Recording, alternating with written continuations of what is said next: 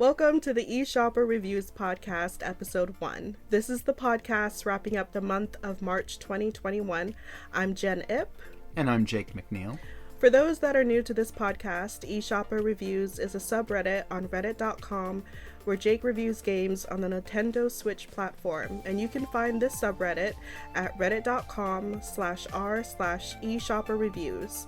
We currently have over 1,200 reviews and counting, and we are supported by your donations on our Patreon, which you can find at patreon.com/eShopperReviews. This month's sponsors are Lee, Andy Miller, Stove, Vaskey, Reddit user Wonder Ponder, Ilya Zavrev, Eli Goodman, and KC. Thank you all for helping to keep the reviews coming. Now on to the discussion topics for today. So, how am I going to introduce you? I figured you'd cover that part. Okay, Jake. Yes, Jen. Describe yourself in 5 adjectives. 5 adjectives. Can I limit myself to that small a word count? I mean, if I can make it smaller, I can make it 3. Oh geez, 5 adjectives. I'm being put on the spot right at the start here. Yeah, how else am I gonna make it authentic? Oh, authentic.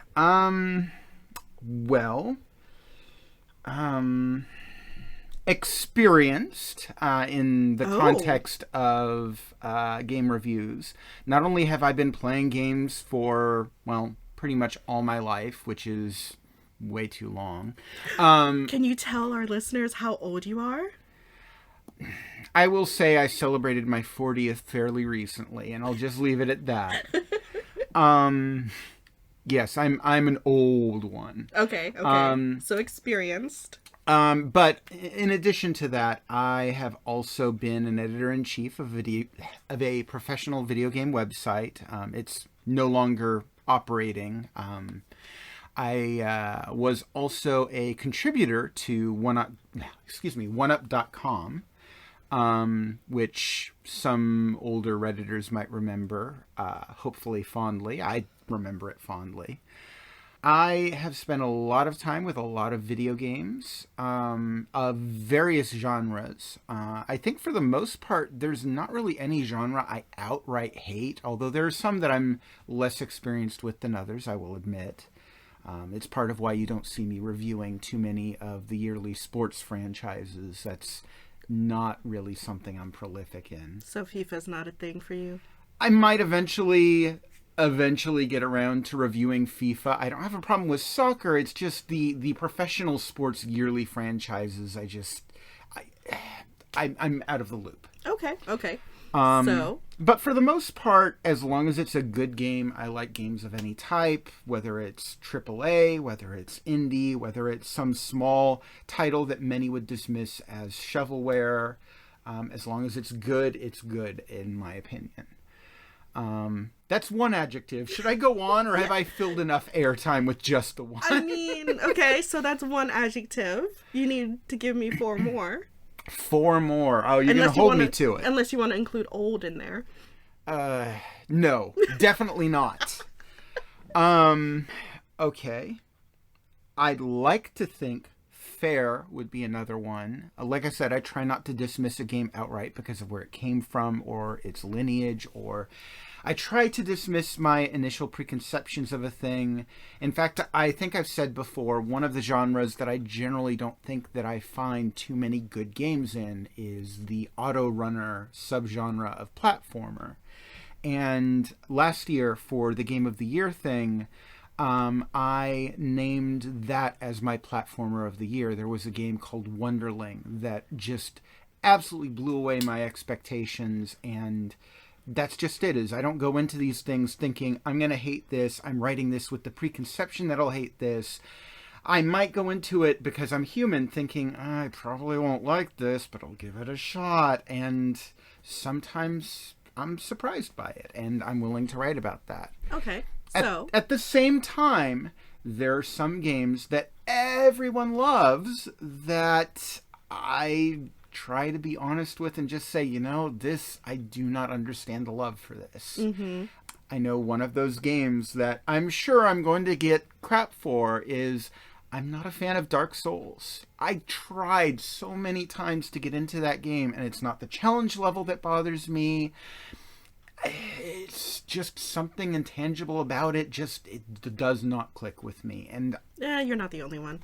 I can't get into it, but that's mainly because careful! You're killing your pro cred. Oh, please! You gotta maintain your gamer cred. No, I suck at Dark Souls, and I know I suck at Dark Souls, even though I've never played it because I tried Code Vein, and that was horrid. I couldn't go anywhere. I mean, those are two friend. separate games. I try not to judge one game by what another game is. They are on the same challenge level, I feel like. Whenever people have talked about Code Vein with me, they've talked about it in the same sense of Dark Souls. But anyway, digressing. However, no. We have hit on another thing that we need to talk about here, which is we're talking about me, but at the same time, we should introduce people to you. Oh. And people should know that you are no stranger to games. You're actually more of a gamer than I am in some genres, in some respects. You are a pretty serious Overwatch player, where I enjoy the game, but I will freely admit I suck at it. Okay.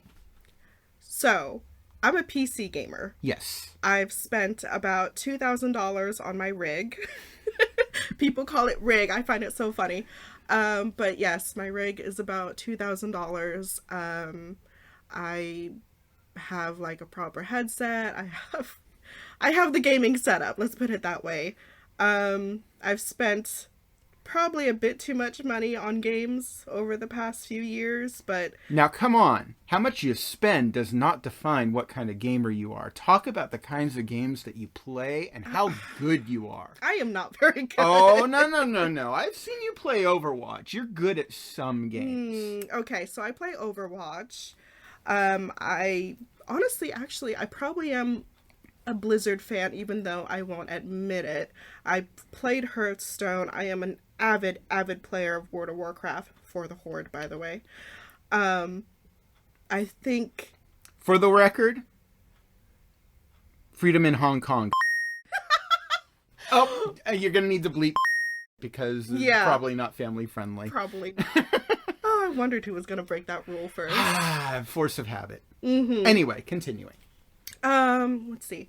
I've played World of Warcraft since Burning Crusade, and much like a lot of other players, I've taken breaks within. But I am back. My guild actually celebrated their 13th anniversary, and actually, judging by the clock, I think a few of them are probably wasted by now. For the record, while Jen is a PC gamer, and I have enjoyed some PC games, I think it's fair to say that I am much more of a console gamer. And that's not just Nintendo consoles. I thoroughly enjoy the stuff from Microsoft and Sony as well. Back when Sega was still a player in the industry, I enjoyed their consoles. I, again, try not to discriminate. Yeah, but I do wish you would pick up the PC every now and then. I do. I just don't pick it up as often as you. Yeah, that's true. You do like your comfy couch. But, like, when I list some of my favorite games, I will list StarCraft as one of them. I like, well, oh, geez. Now you're going to need to pause this while I think about what other PC games am I really... Okay. I mean, you like Diablo. Yeah, I like the Diablo series. It's not just Blizzard games, though. Like, I liked Doom back when you could only get it on PC. Oh, wow, that's a while ago. Yes, I'm old. We've already established this. Thank you very much. But back in the Wolfenstein 3D games, I played Wolfenstein 3D on the PC before it was available elsewhere. I have played PC games. It's just... It's not your preferred way. It's not my preferred platform, in part because of the cost, the constant need to upgrade, the constant need to patch, the constant wondering, why is this not working the way it should? I am a filthy casual when it comes to... I actually prefer a controller to a keyboard and mouse for most games. Some first-person shooters, there are exceptions. Obviously, if you have an RTS, that's going to be better with a mouse, no question. Right, and but... there are actually some games that I will play with a controller on the PC, like Rocket League. No, I'm not using a keyboard and mouse for that game, and I'm not using a keyboard and mouse for Monster Hunter. Yeah, frankly, there are some games that are better suited for a controller. There are some games that are better suited for a keyboard. And while I understand the arguments that the PC Master Race people make. I do not believe that they are universal. I think that there are some times when the console is just the better way to go.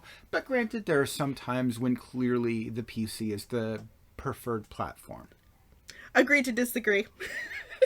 Oh, we're going to have to fight it out sometime. I mean, we'll have conversations about that, sure. Well, this is a subreddit. This podcast is for a subreddit, rather, that has a focus on Nintendo Switch games. So you're stuck in my territory, girl. Yeah, for now.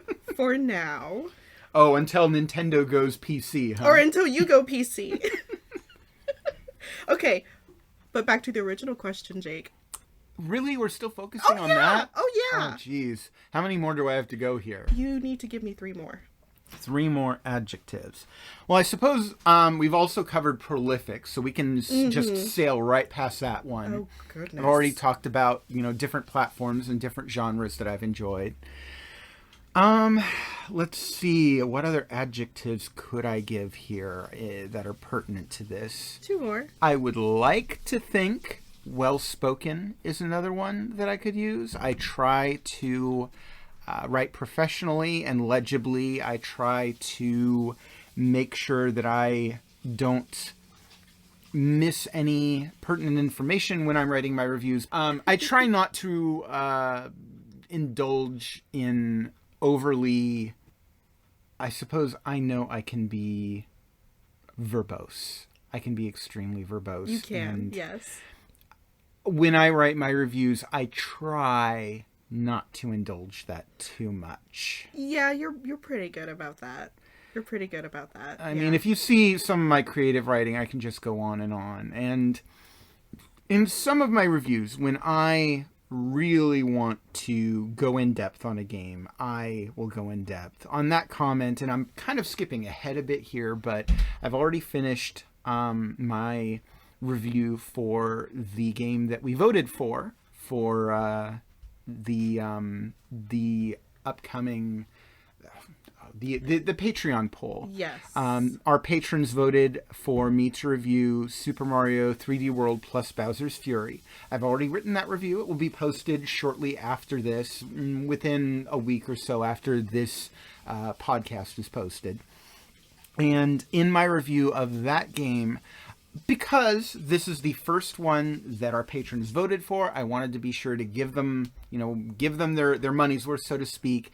And I went in depth in this game. I wrote a 4-page review on Super Mario 3D World plus Bowser's Fury. That's really long for you. Well, it's a major release, and it's basically 2 games in one. So in a way, this is almost like reviewing 2 reviews in one, which I do sometimes as well. I've reviewed various compilation packages. Okay. But given that this is such a major release, given that this is the first game that our patrons voted for, I felt like it was a good occasion for me to let loose on my verbosity and spill my guts all over the page. Okay.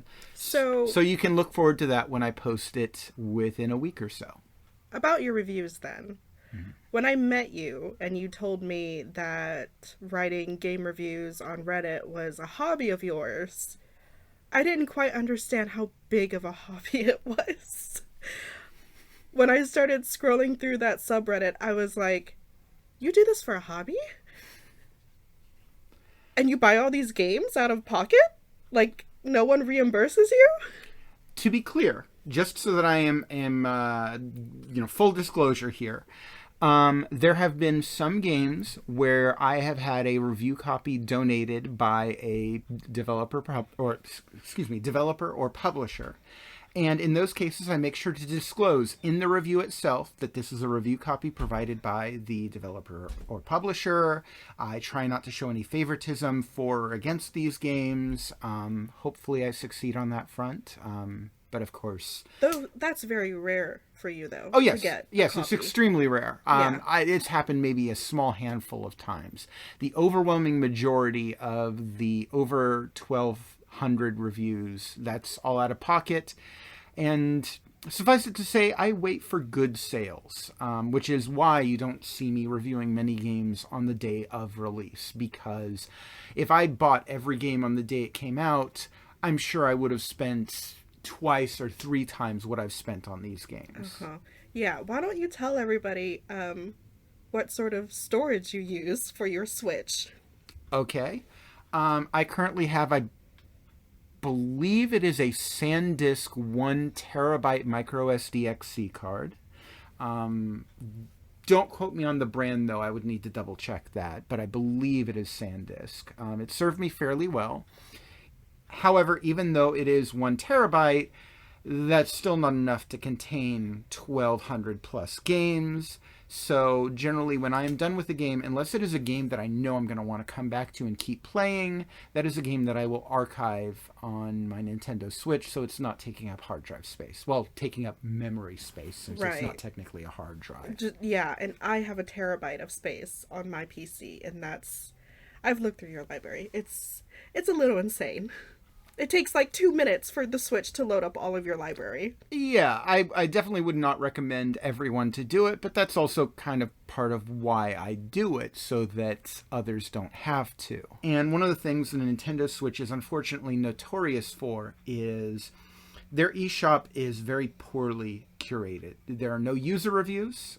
The way that they sort how they present their games is based on sales, and that's been gamed a lot over the years by developers basically putting their games on discount greatly to boost up sales so that they can show greater numbers so that their games will get a boost on the eShop. But that says nothing about whether or not those games are any good. For me, I'm going into this like I want to play the good games, and I don't know which games are good, in part because there's so many of them. I want to say I think that there's something like 6,000 games on the eShop at this point. I would need to double check that number, but I think that's correct. And only a fraction of that have actually been reviewed by most professional outlets. You see reviews for stuff like Mario, Mario Kart, all the major titles all the time, but some random little indie game may get completely overlooked, and that doesn't mean it's bad. It just means that nobody thought to actually play it and see if it was any good. And so a large part of why I started this was I felt like I want to know which of these games are actually worth buying, are actually worth playing. And while I don't really have access to that information myself, I feel like there must be others out there who have that same frustration. So I can do the whole be the change you want to see in the world kind of thing and review them myself. Oh, I know, it's a huge charity I'm doing here.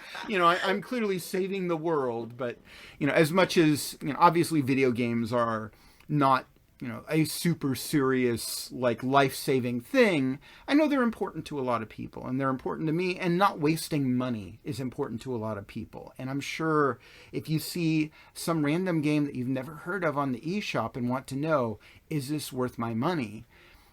Ideally, I would hope that me talking about these games could help you to make that decision. Is this worth me making the jump and actually spending the money on this game? Yeah, and I think you're one of the few people I know that has such, not just on the Switch, but has such an intense game collection. You have, I think, an Atari somewhere. You have a GameCube somewhere. I mean, all of the older consoles you probably have. Oh, let's really get dirty with it. I have a Virtual Boy. That's how sick and twisted I am. Yeah, you love your games. I do. Yeah, you really do. And the fact that you keep them all organized too tells me that you actually care about your collection. I do.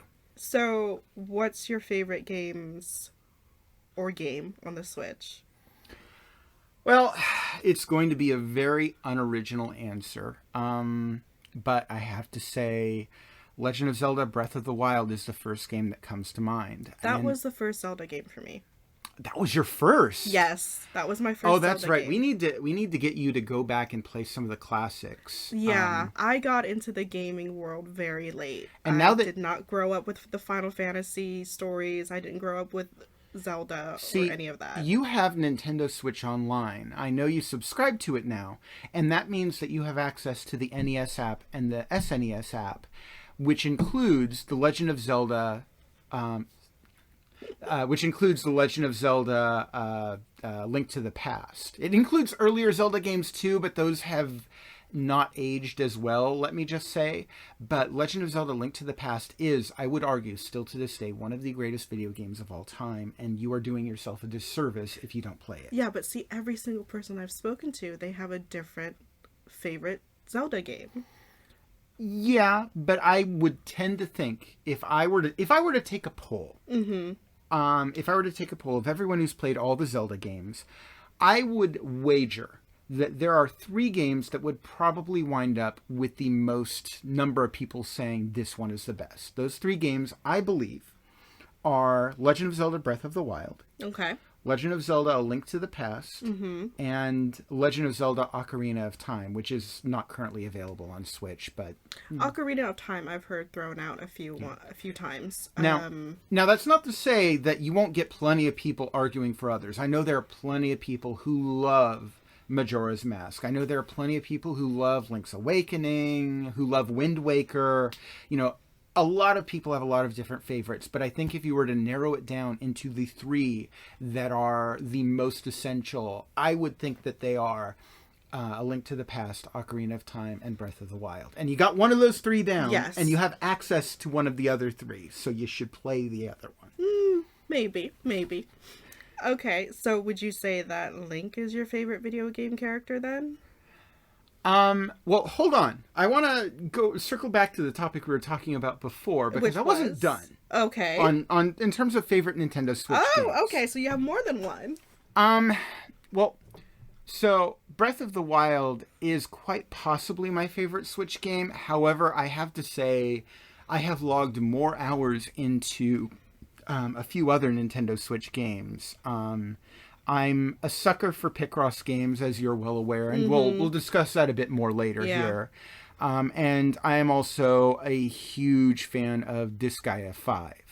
So I don't think those are necessarily better games than Breath of the Wild, but you were asking what my favorites were. And I try to separate those two. I don't think they're better games, but I like them kind of on similar levels for different reasons. Okay, so it's just those 3 so that you can think of? There are other games that are pretty high up there for me. Usually they're the games that I've rated most highly on eShopperReviews. Stuff like Super Smash Brothers Ultimate is a big one. Oh, don't play against Jake in Super Smash Brothers. He will own you. He will absolutely own you. I'm pretty good at that. Yeah. Let's see. Mario Kart 8 Deluxe is another really good one. Also will own you on that game. Let's see. What are some of the other ones I've rated? Well, so there are a couple that I need to mention with a caveat. First of all, Skyrim is one of my favorite games of all time. But I have to add in the caveat, the Nintendo Switch version is not the best version of that game. Personally, me being a console player, if I were to be playing it, I'd really prefer to be playing it on my Xbox. Same goes for Minecraft. I love Minecraft. I think the Nintendo Switch version of it is very good. Same for Skyrim, but it is not the best version of that game. Now, see, most people I know, if they want to play Skyrim, they say I play it on PC because I can mod it. Because they can add in all the little extra bells and whistles. With the more recent editions of the game, you can mod it on the Xbox and PlayStation as well. Wow. Yeah, they added in mod support. It's been a while since I've touched Skyrim. Okay. Yeah. All right. So, is Link your favorite character? Oh, going back to that. Yeah. No. I think Link is a perfectly fine character and does what he needs to do for the games that he's in, which is he's basically a player avatar. He is a silent protagonist for the player to be like, this character is me, they're doing what I do, and that's that. When it comes to actual characters in games, I was thinking about this because we talked about this the other day, and I gave one answer, and my thinking on this has evolved. And there are actually 2 characters that I'm thinking of now who I would probably think of as the best video game character that comes to mind right now at this moment. The first one that comes to mind is Joel from The Last of Us. I really like how complex and conflicted a character he is. He's not necessarily a good person, but that doesn't mean he's a bad character. You can have a good person who's a bad character. You can have a bad person who's a good character. Agreed, it's about what they bring to the plot, how interesting they are, how complex they are, how well written they are, how empathetic you can be with them, especially in the case of Joel, who again is not a nice person, but you can still understand where he's coming from. It doesn't mean you agree with him, but you're like, okay, I know why he's doing the things he does. Mm-hmm. The other character that comes to mind when I think of the best video game character, and you're going to laugh because this kind of runs counter to what I said before, but hear me out. Okay. Mario. No. Hear me out. I don't love Mario as a character, but I think that he is perfect as a video game character because he is, number one, he's infinitely malleable. He has been perfectly suited to a platformer, obviously, racing game, fighting game, sports games. You can fit him in pretty much anything aside from an ultraviolet, like Mortal Kombat style game. You can fit him in anything other than that, and he will fit in perfectly well. But also, he has always been super expressive. You get a feel for a real personality with this character. Unlike Link a lot of the time, you get a feel for who he is and what he's about without him even needing to speak. You get this idea that, you know, he's kind of plucky and adventurous. And enthusiastic. He's enthusiastic. He can be lazy at times, but when he's called upon to take action, he doesn't hesitate. Again, these are not necessarily traits of a good character, but the fact that all of these are conveyed with just simple expressions and very brief, usually like one word, ah ha ha, that kind of stuff. Okay, I have to argue with that answer because to me it's just he's a cartoon. He is a cartoon. He's cartoony. I don't see him as like a full fleshed out character. I do agree that he is very malleable, and you wouldn't toss him into like a Mortal Kombat game, but he is at least in Super Smash Brothers. So I guess there's that.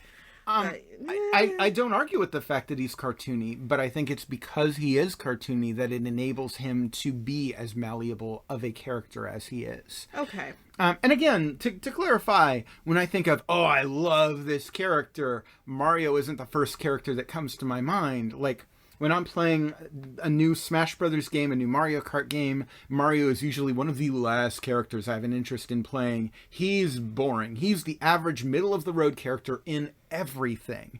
And I don't have an interest in middle-of-the-road. I don't have an interest in, seeing him jump in, hearing him go, aha, again.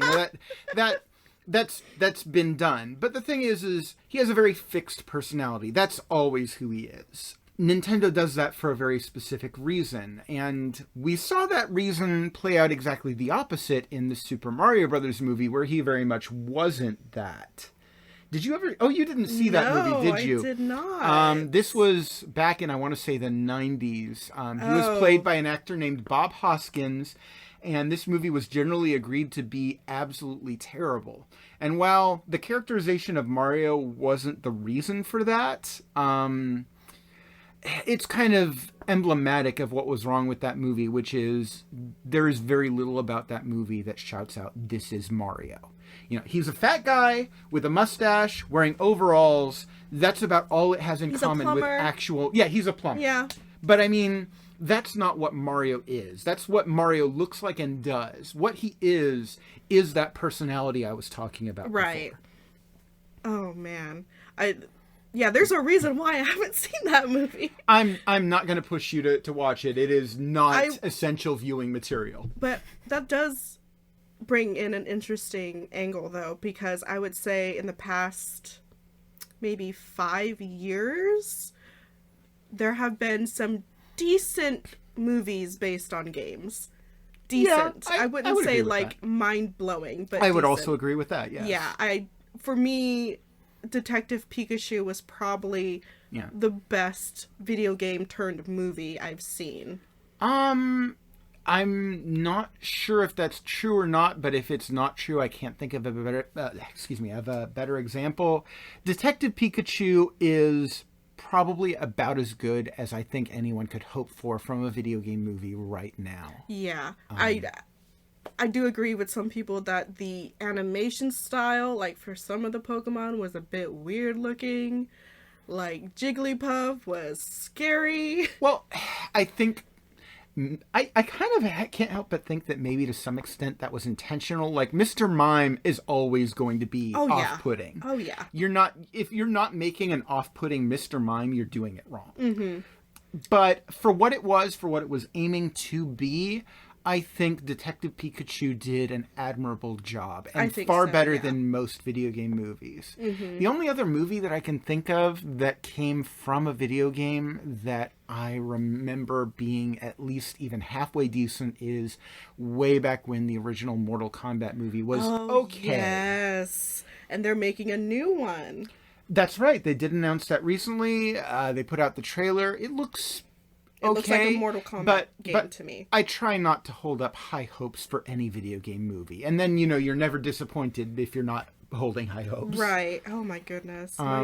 They are in the works of plenty of other movies. They just recently announced they're doing a Ghost of Tsushima movie. Really? Yep, they just announced it fairly recently. Let's see. They are in the works on... Actually, Nintendo made a deal with the folks who make the Minions movies to do a Mario movie. Oh, wow. Yeah. And let's hope it's not going to be like the one in the 90s. Oh, I think Nintendo's learned their lesson from that. Oh, the question is, like, how much like the Minions movie is it going to be? Or the Minions movies, if you count the Despicable Me stuff. Okay. I know there are some people who very much do not like those movies. For me, they've always just been kind of, they're okay. They're okay. Yeah, that's how I felt about it. The other thing that really concerns me, and this might be a strange concern, but since we're talking about the character of Mario, is I think he should be voiced by Charles Martinet, the guy who voices Mario in the Mario games. I know that all these companies like to do stunt casting and to cast big name actors in these roles, but it's like that voice has become so iconic for Mario over the last few decades. I feel like it would be a horrible misstep for them to replace that voice. And on that note, I would even take it a step farther and say I think it would be fun and I think it would be a good choice for them to maintain Mario only having like one-word sentences through the movie. And you could totally play that off as a joke too. Have everyone else in the movie talking normally and then responding to... What's the deal with this guy? He says like one word at a time. What's, even Bowser being like, I don't know. I speak normally. I don't know what his problem is. Oh my gosh. I think that could be great. But again, it's the Minions folks. Heaven only knows how creative they'll get with it, how much they'll do with it. But we'll see. I'm curious. I'm not big on video games into movies, but I'm curious. I'm also curious about the Mortal Kombat movies. If you like movies at all, you're probably not big into video games as movies because most of them are pretty bad. Yeah. Okay. So going back to the Switch, what game do you think most surprised you? Oh my. So there have been a few over the years that I've been doing this. One of them we'll probably be talking about in a bit here. I just reviewed the last month. Was Boomerang Fu. Oh, let's go into that. We'll save it for later. We're going to go into it later. I was pleasantly surprised by that game too. Oh yeah, I was expecting it to be fun, but this was. I'm kind of getting into what I'm going to say later, but this is a game that has definitely secured a spot in my party game rotation. Another game that surprised me and also earned a spot in my rotation was Ultimate Chicken Horse. Ridiculously dumb name for a game. The graphics do not look at all impressive, and but that doesn't matter. No, well, not to how fun a game it No. is. Well, I should say graphics do matter to some extent because Not that is for this game, though. That is your exposure to the game. It's how you're taking it in. But that it's not the final word on it, and a game can be graphically simple while still being fun and entertaining and conveying the same kind of feel that the game is looking for. And Ultimate Chicken Horse definitely does that. It looks like, childishly hand-drawn cartoons, but that's because it's a silly game you're not supposed to take too seriously. It's fun and cartoony, and that's perfectly fine for it. There's another few games that I like to mention whenever I can because no one ever thinks about them, no one ever talks about them, and it just stuns me because they're so very good. Farm Together, which I introduced you to. Yes, you did. This one is it's almost like a clicker game with the amount of simplicity it is. It's a farming sim, sort of a little like Harvest Moon, but not nearly as in-depth. It's very simple, but it's got that kind of compelling, you want to keep going, you want to keep earning, you want to get more stuff to plant. And graphically, for some random indie that most people haven't even heard of, it's very good for the Switch. Another game that always comes to mind when I think of games that not too many people have heard about is Hard West. And this is an XCOM style strategy RPG that has some kind of like dark, demonic, haunted Old West themes going on with it. And your character's stats are partly dictated by a hand of cards that you cycle around your various characters. So it's got some really nice theming, but it's also really good, like I said, XCOM style strategy game, which is funny because I'm actually not a huge fan of XCOM itself. But one of the fun things that Hard West does is where XCOM, it determines whether or not you hit based on an RNG, a random number generator. You know, if you have a 99% chance of hitting, that means there's a 1% chance anytime you shoot with that 99% that you'll still miss. And Hard West looks at it differently. It says, okay, you have such and such percent chance of hitting, but if you don't hit, your luck will build up. And your luck will keep building and building with each missed hit, which means that future hits are more likely to succeed. Meanwhile, if you succeed on a hit, your luck drops down. So even if you miss on a shot where you had a 99% chance or whatever, well, okay, I don't know if you even get that high because most of the time, you know, you get a high percentage, and I'm babbling now, I'm sorry. But the point is when you miss a shot in that game, it's not oh, I hate this is terrible, I should have gotten that shot. Mm-hmm. This is well, that sucks, but it's not necessarily the worst thing ever because that means my next shot is even more likely to hit. And that's a really cool element that I really appreciate them working into that. And especially because that particular game goes on sale on the eShop for a ridiculously low price very often. I think it goes down to like, I want to say $2 or $4 yes. every now and then. Yeah. You know, if you are a fan of strategy games, and I know I didn't review this one this last month, but I'm just going to put it out there. If you're a fan of strategy games, watch for Hard West to go on sale. Even if you spend your $2 or $4 or whatever it is and are disappointed, you're not missing out on much. But I get the feeling if you're a fan of XCOM style strategy, you will like this game. Okay. So you've talked about a few things that you're holding back on. So we'll get into the meat of the podcast. So some highlights for eShopperReviews that we covered this month for March 2021. These aren't games that were necessarily released this month, but games that you have reviewed. So we'll start talking about your visual novels, because even I was a bit surprised that you started doing visual novels. Well, I've reviewed a few visual novels in the past. It's not a genre that I'm super crazy about, but like I said, I try and give everything a chance. And I had a lot of these reviews kind of building up I have a queue of reviews that I haven't published yet that are just kind of waiting for me to put them out on a given day. And I noticed I had a few visual novels building up, so I decided to just kind of go with it. And I reviewed a bunch of visual novels at the same time. Visual novels and graphic adventure style games. And a lot of these games are Japanese anime influenced. It's not exclusively that, but there's a huge presence of that type of game in the genre. Mm-hmm. And I will say that on the Nintendo Switch, there are a few developers who seem to just put out this type of game, and most of the games these developers or publishers put out are, I will say, not particularly good. Not because the quality is bad, but because the story they're trying to tell is not interesting, and because it's very poorly localized. So if you are Right. getting into this genre for the story, which, let's be honest, there's not really much gameplay to these games, so you're coming to it probably for the story. A lot of these games are just so poorly made in terms of the story and localization that there's just not much there to latch on to. And I can actually validate that statement because at one point in time, I was hired as a contractor to write the script for a dating visual novel, and it was very easy work.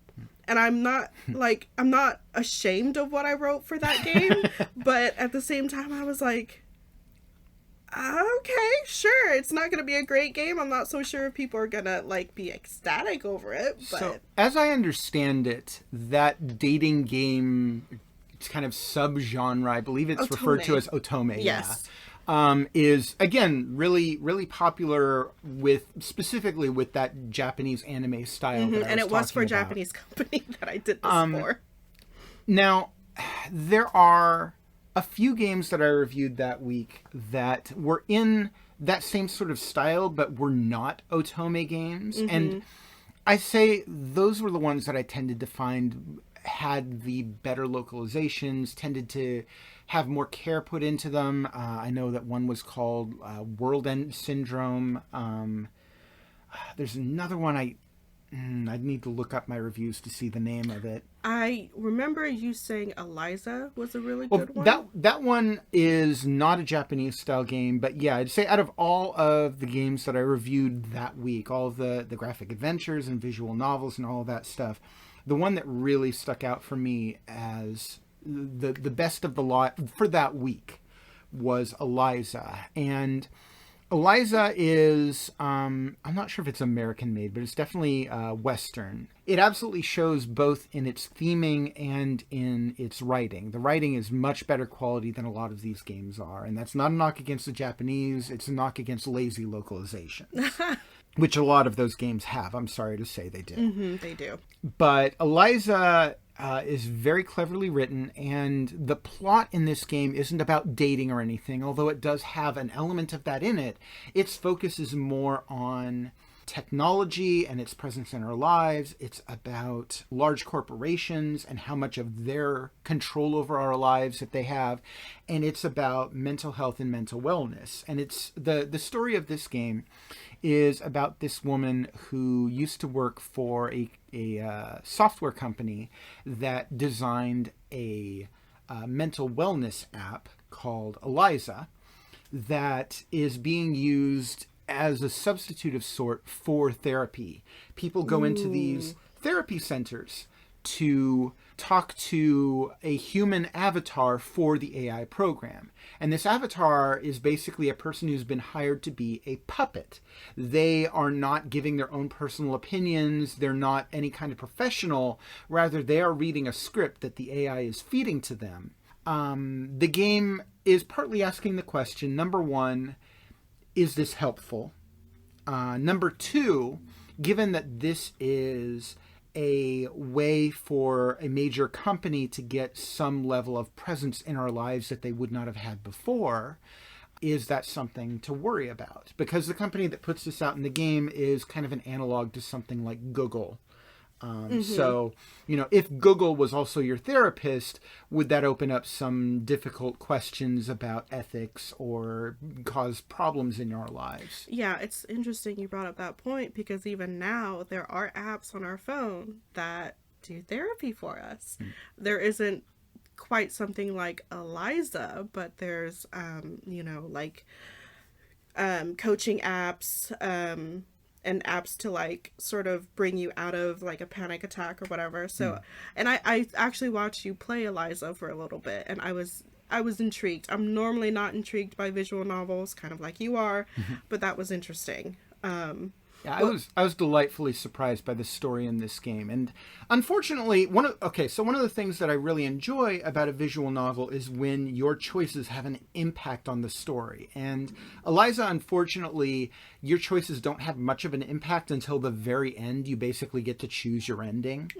But even despite that, the story was so fascinating, and like it covered so many different questions that are really pertinent in our lives. I mean, despite that we don't have an app that's exactly, an app that is exactly like this, the question of mental wellness and that sort of thing, that is pertinent to our lives, especially now that people are actually starting to realize that this is something we should take seriously on the same level as our physical wellness. Yes.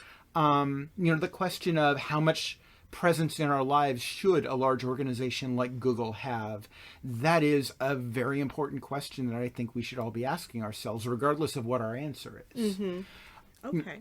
So I have a lot of respect for the fact that this game, more than a lot of these games, which are just, going into which guy should I choose? which girl should I choose? Which, you know what? That's fine if that's what your game is about, as long as you do it well.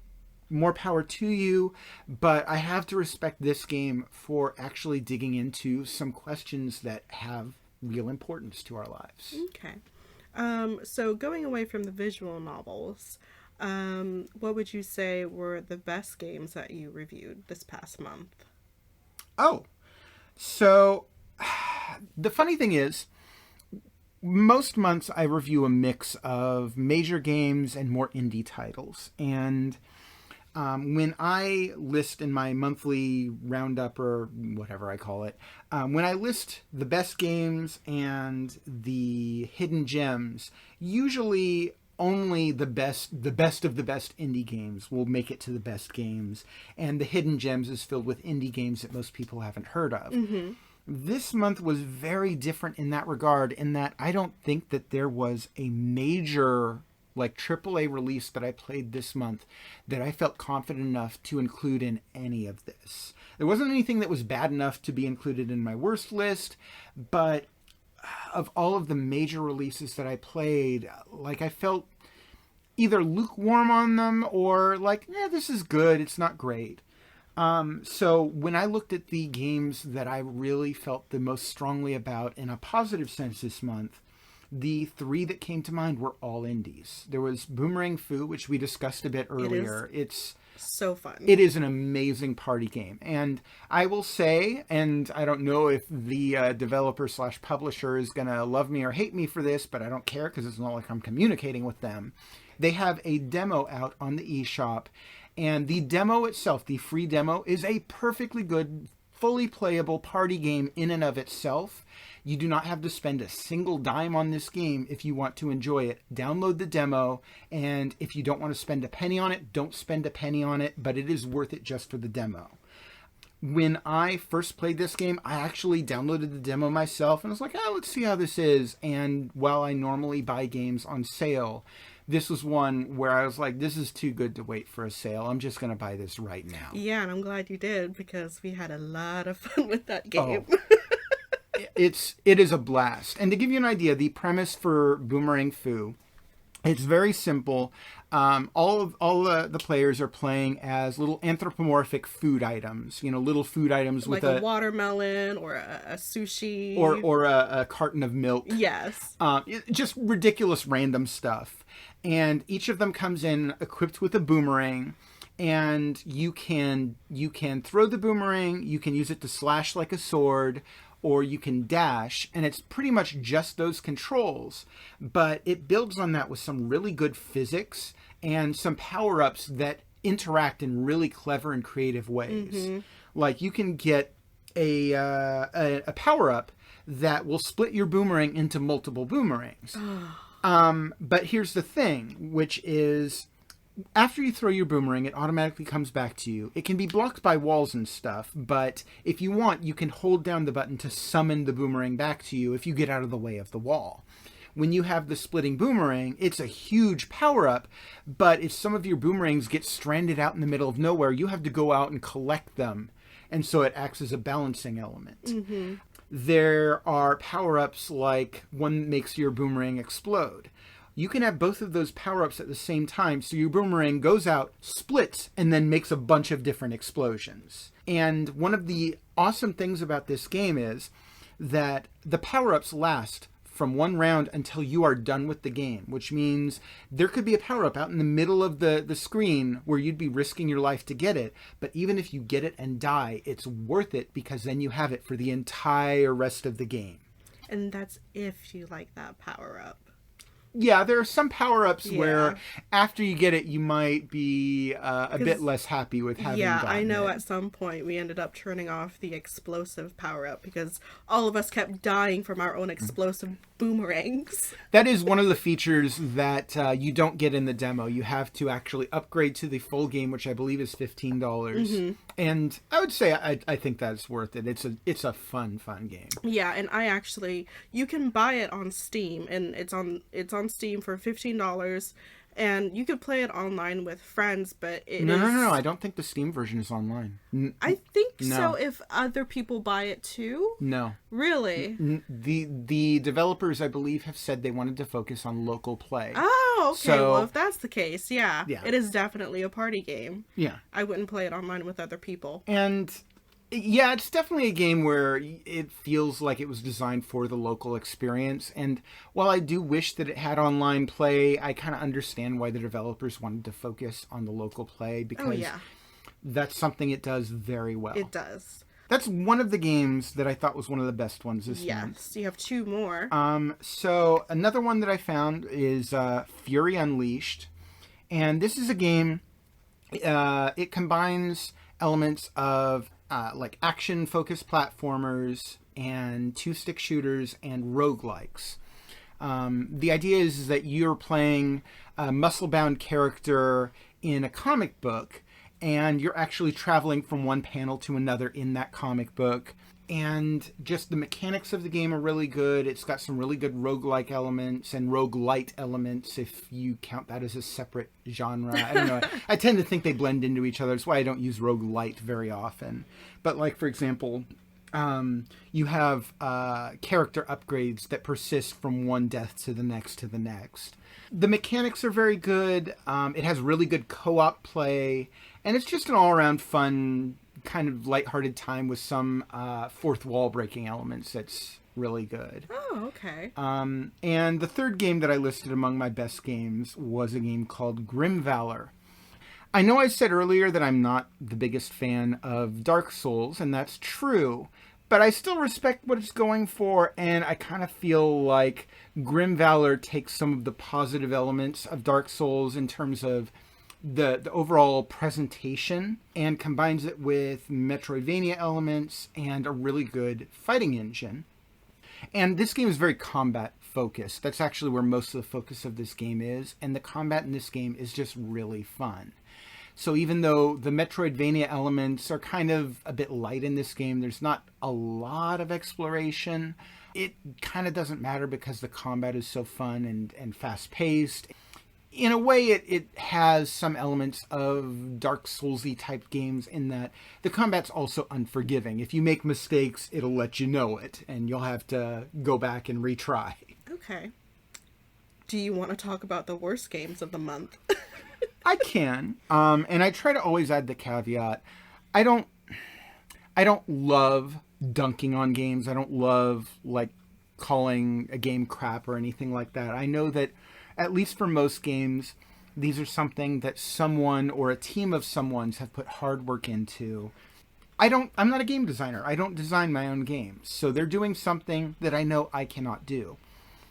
But at the same time, I gotta call it like I see it. There are some times where I will say there is an exception, and I do kind of feel some sense of, I don't want to say pride, but maybe justice, if that makes sense, calling out a game. And that's when I feel like there's a scam going on. Oh. There's one game this month that I really felt like the folks who put this out were trying to pull one over on people buying the game on the Nintendo Switch specifically. And that game is Perseverance. Do not confuse this with The Persistence, which is another game that I reviewed this month that's completely different. That is perfectly fine. It's a good game. It's okay. No, Perseverance is a visual novel game. This is one that tells the beginnings of a zombie apocalypse story. And right off the bat, there were elements of this game that I wasn't too thrilled about. I thought the characters were very unlikable. I will say that the game is buggy. It has all sorts of problems with unfinished script. However, that's not why I consider this to be the worst game I reviewed this month. This is a game where if you were to buy this exact same game on Steam, it is listed as something like Perseverance Chapter 1 or Volume 1 or something like that. And that is because this is not a complete game. This is the very first part of a story, and it is not even a long part of a story. This is maybe a half hour, hour-long tops. And even though it's priced fairly low, I want to say it's $5. Even for that low price, it is a very, very short experience. And I feel like the fact that they actually changed the name of this game so it does not reflect that it's an incomplete experience, it feels like they're trying to pull one over on people. Ooh, yeah. I would agree to that, actually. And if there's one way to get my blood boiling on one of these games, it's not making a crappy game. Anyone can make a crappy game. That's unfortunate. Try harder next time. I'll call it as I see it, but I'm not going to get upset over it. Okay, you made a crappy game, fine. But if you make a game that's trying to scam people out of their money, ooh, that gets me upset. I think a lot of people would agree with you on that. Yeah. And again, that's part of why I got into this. Please do not buy that game. It is not worth your money. There were a few other games that I reviewed this month that I didn't like very well as well. I try to list a few games every month in my worst games list, but I would say Perseverance goes above and beyond the other two just based on how misleading it is. The other games that I named as far as my worst games this month, there's one game, I'm not going to read the full title because it's stupidly long. It's called Diamond Girl. It's one of those visual novels, and suffice it to say, well, a lot of these stretch credulity with their ridiculous plots. This one just, it went too far into unrealistic territory too quick, and it's like that combined with dumb characters and bad writing and bad localization. Ooh, yeah, all of them. Oh yeah, it's it's like, I get it if you are looking to just indulge in some fantasy and play a dating game kind of thing, one of those otome games that we're talking about. That's fine. You don't necessarily need a lot of realism for that, but when you're talking about characters that are acting a little rapey, when you're talking about your character just started working at a company and the founder of the company declares that you are the new heir to his fortune, come to my home, will you be waited on by servants, and also there will be a bunch of people fighting over you. You'd think at the very least this character would take pause at this, at least for a moment, and go, why the heck are they putting me in this position? Why this character barely questions it for a moment. Well, I guess this is what I'm doing now. Wow. And it's just the unrealistic behaviors of these characters, even well beyond what you expect from the otome genre. I just could not take this game seriously. And finally, the other game that made it into my worst games list this month was Dungeon Nightmares 1+2 Collection. And again, I don't hate it. I definitely don't like it, but it's one of those cases of this is a tedious, frustrating, boring game. It's technically a collection of two games that play pretty much exactly the same, so I'm not even sure it's fair to consider it a compilation. It's basically a fresh coat of paint on the exact same formula twice. Ooh. The graphics are bad.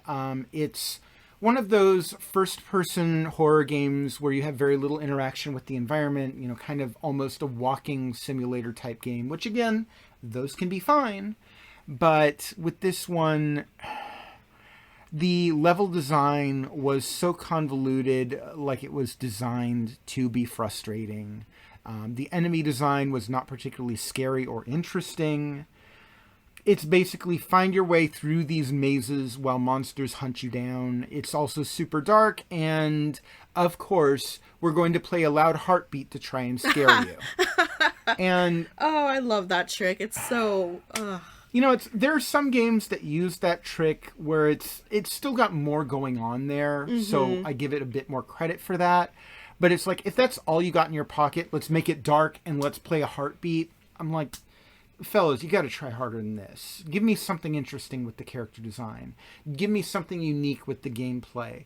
Give me some kind of interesting location to explore that has a story and a history behind it. And this game had none of that. At least none of it that I could see. As far as I could tell, the story behind the dungeons in this game is you're in a nightmare. Oh, Yeah. wow. You're in a nightmare, get to the end, try to survive. Also, there's monsters because it's a nightmare. And I don't know, maybe there was more to it than that, but I didn't want to play it any longer to get to the point where it got better. If it even presumably could, did. yeah. Which it didn't seem like it was gonna. It was pretty subpar right from the beginning, pretty uninventive, so I didn't see it being very likely that it was going to suddenly surprise me with, oh, and all this stuff that seemed mundane and boring and uninventive, it was actually super inventive, and here's why. Okay, so enough about the worst games. You mentioned Eliza being a hidden gem. Yes. Was there another one? So, the other game, and I almost hesitate to call this a hidden gem because I feel like probably a fair number of people have heard of it, but just in case you haven't, the other game that I listed on my hidden gems list for this month was Abzu. This was designed by some of the people who formerly made the games Flower and Journey. It wasn't designed by that game company. To clarify, the company that made Flower and Journey is actually named That Game Company. That is the company's name, is That Game Company. So, the game company that made Abzu is not that game company. It's another game company. I don't recall the name of it offhand. Anyway, some of the people who worked on Abzu are some of the same people who worked on Journey and Flower, and it has a very similar feel, which is it's an audiovisual experience. It's not meant to be a challenge. It's not meant to be like a difficult or complex gameplay interaction. It's meant to be kind of an interaction with this unique and beautiful world that they've created. And one of the delightful things about this one is, even though it's on the Nintendo Switch, which we all know is underpowered compared to all the other platforms on the market right now, it's still a gorgeous, gorgeous game on the Nintendo Switch. I don't know if it had to sacrifice anything in terms of visual quality to get onto the Nintendo Switch, but if it did, it doesn't show. Unless, I have to imagine, unless you put it like side by side with the other versions. It is a really, really beautiful game, and it's a beautiful experience.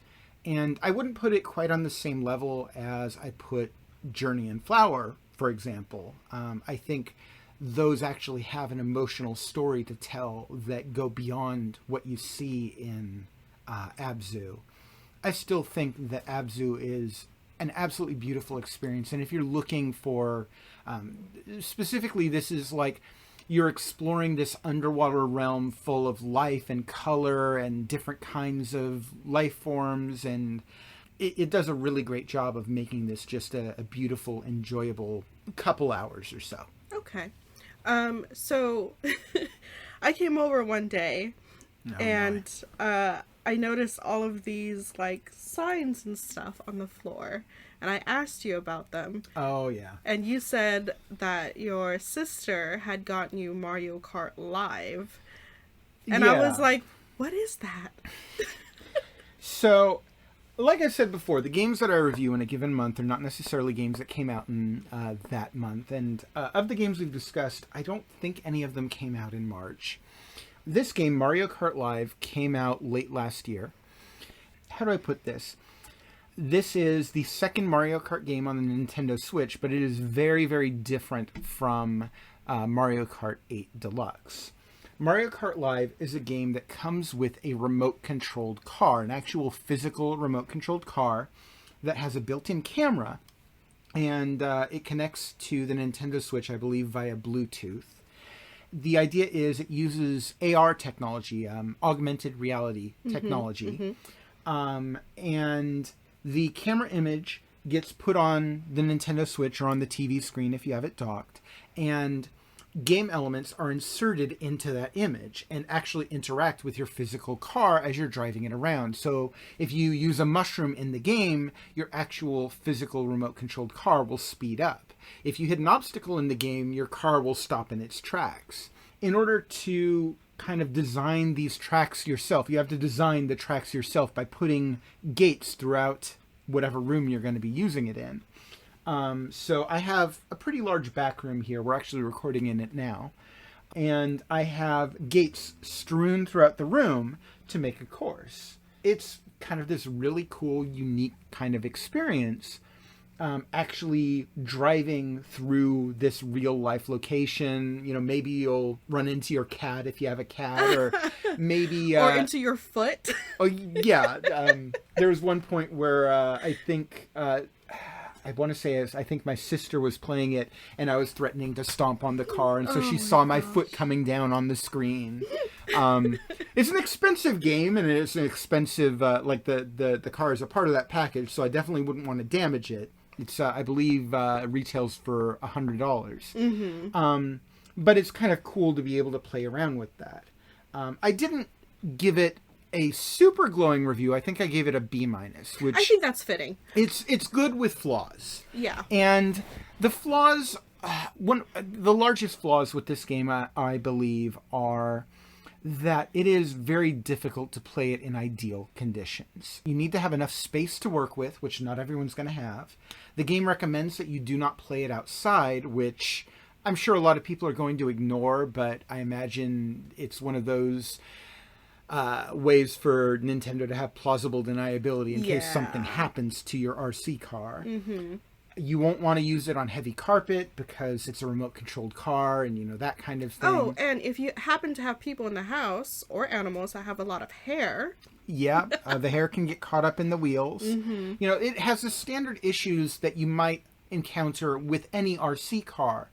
But then on top of that, it has other issues as well. First of all, the thing needs to have a constant connection to the Nintendo Switch, which means that you can't have it go more than, how much would you say that is? Maybe 15 feet or so? Yeah. Yeah. Once you start to get past a certain length, the connection becomes unstable and it becomes harder to play it. So even if you have a wide area, you need to make sure that you're not getting too far from the Nintendo Switch with the vehicle. Another issue is, whenever you want to change the actual layout of the course, you have to physically get up and move around the gates, which is, I mean, it can make things interesting, but it can also be kind of tedious and... Yeah, I had the chance to play it after I was, like, completely bewildered by something like that. The thing that bothered me the most was the lag. There was a little bit of lag as you were playing the game. Yeah, even when you're not out of range, you can run into some connectivity issues between the cart and the Switch. And it's a little bit difficult to see real life obstacles with the camera. Especially in the dark. Yeah. Now, I will say, I know it sounds like we're making a lot of complaints, so let me put these in a proper context. The experience of actually playing this game is like nothing else. There is nothing else on the market like this. You know, there are remote controlled cars out on the market. There are AR games on the market. You know, like Pokemon Go is a very well-known AR game. You know, it augments parts of our reality and incorporates those into the game. However, when you're talking about driving on a real life location and having that interpreted into a video game, I have not seen anything else anywhere that is like this, and it is a really cool experience.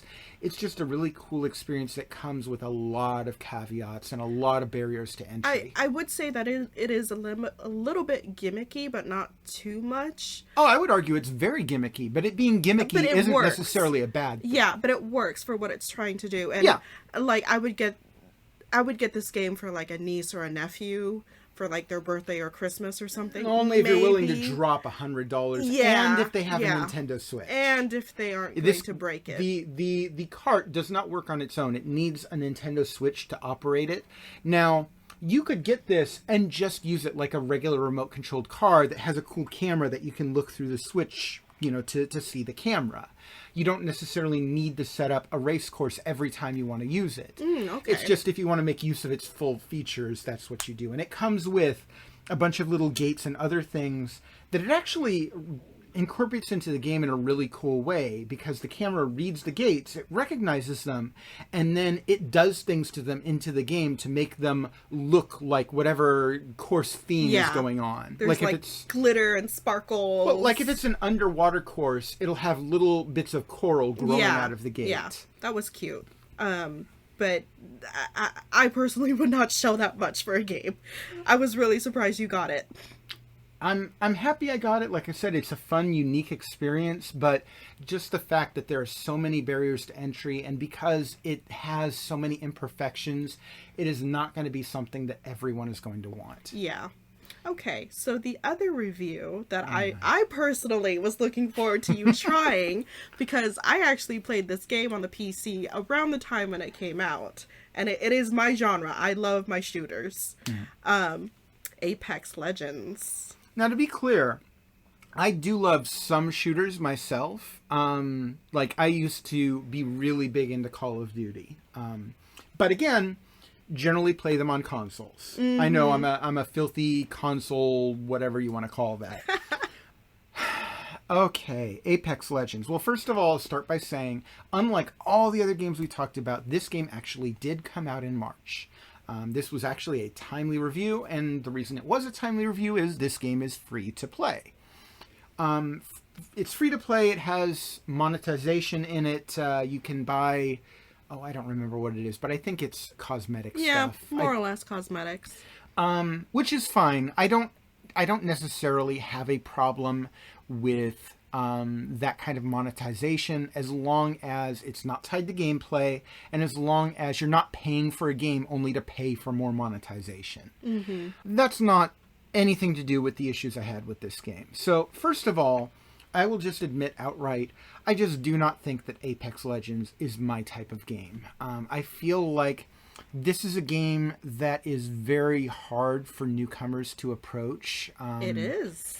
I feel like if you are not well versed in this type of game, if you have not played this game on other platforms specifically, you will already be at a disadvantage.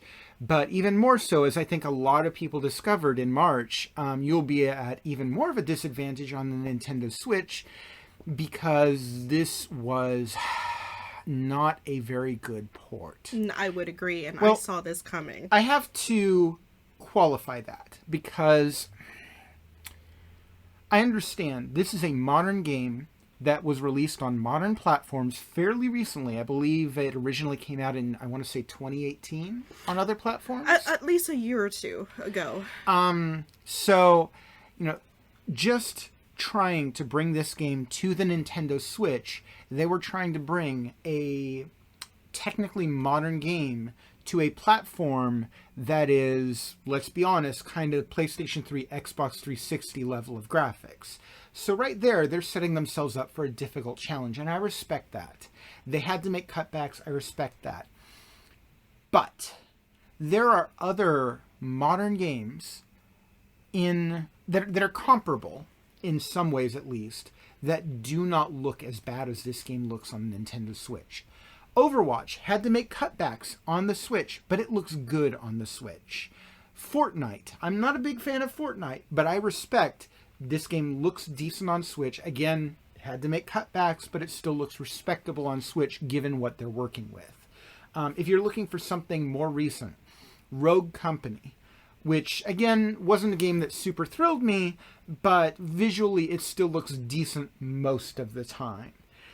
Apex Legends is not a game that I do not think that it made the transition anywhere near as well as any of those other shooter titles. The resolution is terrible. And this actually negatively affects the gameplay. It makes it harder to see your target when you're aiming at a distance. And that matters. It very much matters in this game because there are a lot of large environments that you're encountering in this game. Well, that's not the kind of thing that you might necessarily have in a game like Overwatch. It's more self-contained in Overwatch. If you look at a game like Fortnite, which, granted, Fortnite is more cartoony, it has more simple-looking visuals, it's an older game. However, it is similar in that it is kind of a massive number of players in a very open area. And while they still had to make cutbacks to get it to work on Switch, I feel like it was far more successful at doing so and still maintaining that same kind of experience. And in Apex Legends, it's not an easy game for newcomers to approach already. And then on the Nintendo Switch, where you're going to have a lot of newcomers approaching it, those players are automatically at a disadvantage because of how bad the graphics are actually affecting the gameplay. And one of the things, I'm not sure if I commented on in my review, but others have noted, and I have to make mention of it here, is by default, the Nintendo Switch version of the game is cross-platform compatible. That option is automatically set to on, which means that when you play that game, you are playing against people on every other platform. Oh, that's horrible. Now, normally, in a lot of online-focused games, this can be a good thing because it means that you have a wider number of players to play with. And I'm sure this is what the developers of this game had in mind. We don't want to launch this game on the Nintendo Switch and then have people complaining, I have no one to play with. Especially since this game, I don't remember, it has some large number of players needed for a game. It's either like 60 or 99, something like that. I think 65, but it could be smaller than that.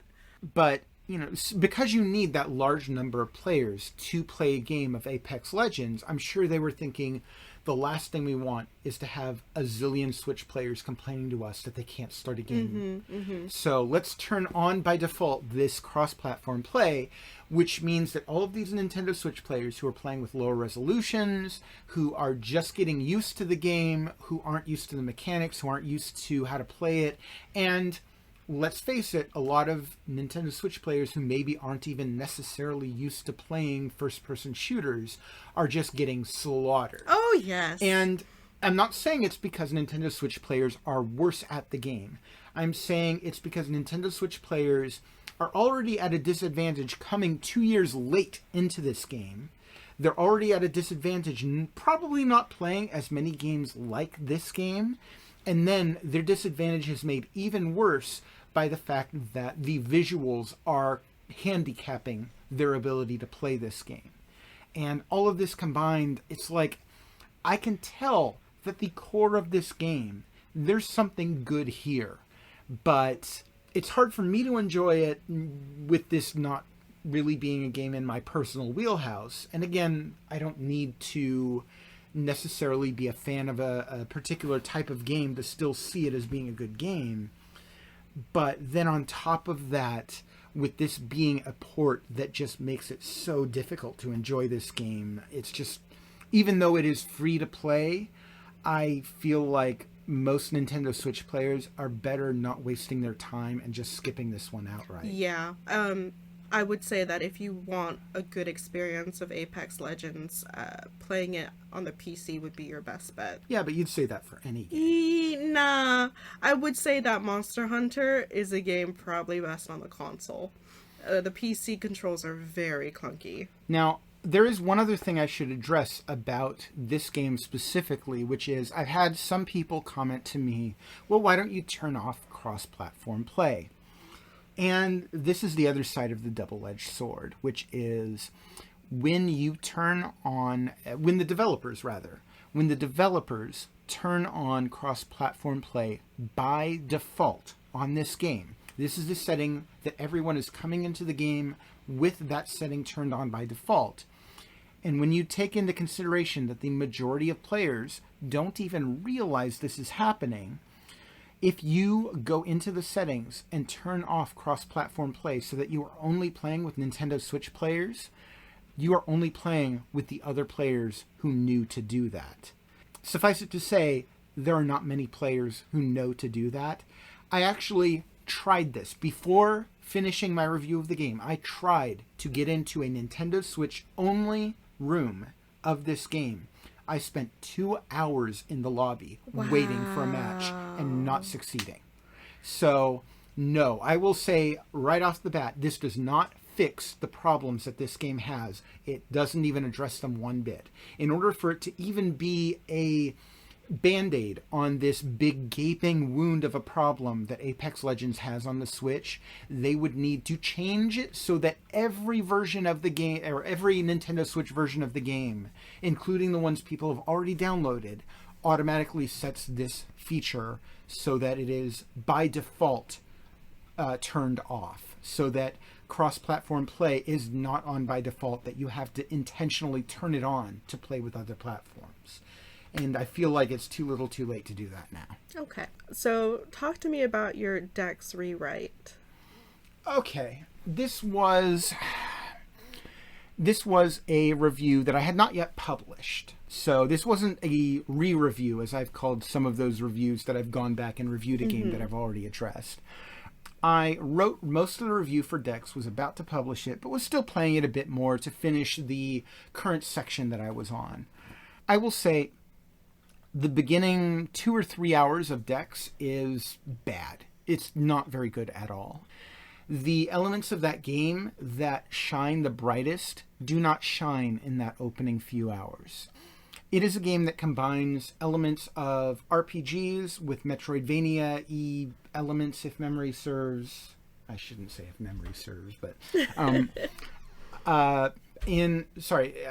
elements of RPGs with elements of action platformers. The problem is, in those first few hours, the RPG elements do not present themselves well, and the action platformer elements are bad. They're not fun at all. They're not engaging. They're not unique. They're not original. They're not fun. I'm left with this cyberpunk themed game where I don't feel like I have very much choice in things, and where I'm just playing mostly an action platformer with a story that's not very engaging and with action platformer stuff that is not fun. I was just about ready to write this game off when I got to the end of this one section, and suddenly the game opens up. At this point, those RPG elements actually do start to shine. You actually do get some choice in where to bring your story, and what characters to talk to, and who to interact with, what kind of like side and subquests to take. And there you actually start to feel like you're exploring this cyberpunk world, which is like, you find out you're in a cyberpunk world, and that's what you want to do to begin with. Oh, I want to see more of this. I want to find out more about this weird and unique world. The first few hours, you are walking through sewers. And that sounds so exciting. I know. I was about ready to give this game a pretty poor review, and I had to go back in and rewrite a lot of it when I got to this point, because I'm like, oh, this isn't a outright terrible game. It's a game with an outright terrible first few hours. I tend to be of the belief that if I play a game for a few hours and it is just not very good, I find out well after the fact, oh, well, actually it gets much, much better later on. I feel like that's not on me. That's on the developer. It's on the people making the game to actually make the game engaging from the start. If your game does not grab me in the first couple of hours, why not? You want people to like your game, don't you? Why wouldn't you make it engaging right from the start? And now, fortunately for this game, it did get good before I was like, you know what, I'm done with this. But there was definitely a period in there where I was like, why am I still bothering with this? It's just not worth my time. Would you say that the average person would have tried it for as long as you did? Because for me, if it's an hour, hour and a half in and I'm still not engaged, I'm done with the game. I don't know. I mean, I try not to make judgments about how other people play their games. I know there are some people who will just get really hard-headed about things, and I paid for this, and I'm going to enjoy every second of this, even if I hate it. Which I mean, kind of counterproductive, but okay, if you feel like you need to get your money's worth, by all means. But I don't know. I feel like I said, I tend to buy games when they're on sale. So when I get it, it's at a discount, which makes it easier for me to say, okay, I didn't enjoy this. I'm not going to buy into this whole sunk cost thing. And well, I paid money for it. I need to play it all the way through. Right. When I review games, just to be clear, and I have not made a secret of this, I've mentioned this multiple times before, I do not play games to completion. I do not think that most games need to be played to completion to review them, because I believe that most games, not all, but most, you get to a certain point in the game and you get a good enough feel for it that you're like, okay, I know what this game is about. I have a pretty good feel for how good it's going to be throughout the whole thing. I don't need to play 50 more hours of this exact same experience to know that it's going to be similar to the last however many hours I played it. And to verify that, I would say the beta for Fallout 76 was a perfect example of that. Now, I wouldn't review a game based on a beta because a beta is still a work in progress. Oh, but that beta was terrible. And, I believe it. And a lot of people after that beta were like, this game is going to be bad. And it was. To tie back into something I said earlier, I did used to work for some professional game websites. I've been to multiple CES and E3 events. And there was one E3 event where I played one of these Sonic the Hedgehog games. I don't think it was Sonic 06. I think it was Sonic Heroes. And when I was playing the game at E3, there were multiple times while I was playing the E3 demo where my character dropped straight through the floor. Mm-hmm. And there was a part of me that felt very strongly, this is a bug they are not going to fix in the complete game. This is a bug that's going to go through to completion, because this game feels like it is fairly well polished other than this horrible bug that is super glaringly obvious and very bad. But I can't report on it that way because it's not being fair to the developer, who may very well fix this game before it goes to print. I don't think they're going to, but I have to give them the benefit of the doubt because this is not a complete product I'm being presented with. And sure enough, when that Sonic game came out, that bug was right in there, just like I knew it would be. Well, kind of emblematic of problems the Sonic series has had for decades now, isn't it? Although thankfully Sega has started handing off their properties to other developers, and so we've gotten actual good Sega licensed games like Sonic Mania and like Streets of Rage 4.